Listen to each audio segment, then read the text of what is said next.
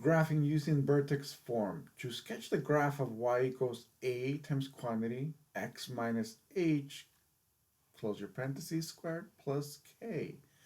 1. Sketch the graph of y equals ax squared.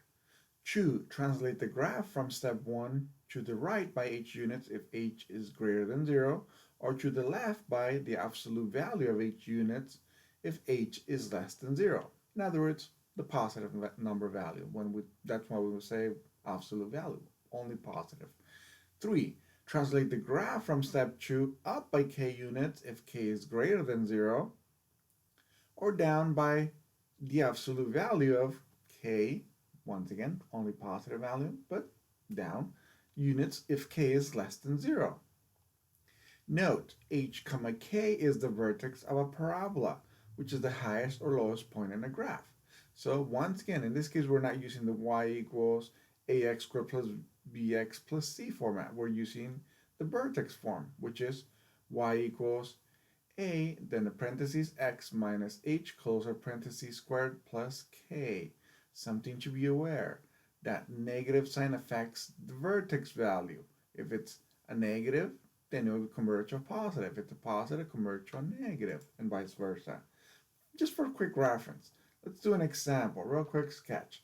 So if I was to sketch over here y equals, and then my a value, notice in this case I just put a 1 for reference, times in parentheses x minus 3, that's my h value, it's a negative 3, pardon me, positive 3, so be careful with that sign, close our parentheses, squared, plus 2, so our k value in this case is 2.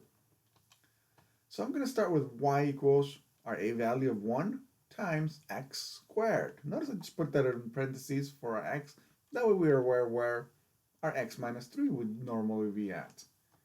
Okay, graphing real quick my y equals x squared equation, or 1x squared equation. There it is, just a real quick visual for you. That way it makes it easier to see.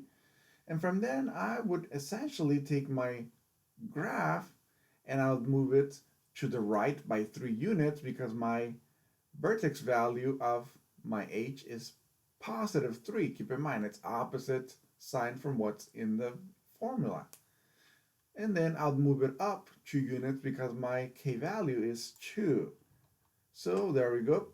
I moved it 3 units to the right and up 2 units. And that is my final graph of the equation. This normally really helps when I don't have a calculator available for plotting. Then I would make a quick sketch by calculating points, plotting them on a graph, and essentially shifting it depending on my vertex values, my h and k values. In this case, my vertex values are 3, 2. Once again, notice they're in the formula. Negative 3 instead of negative 3 becomes a positive 3, and my k value is still positive. So it's the same value as what's in the formula.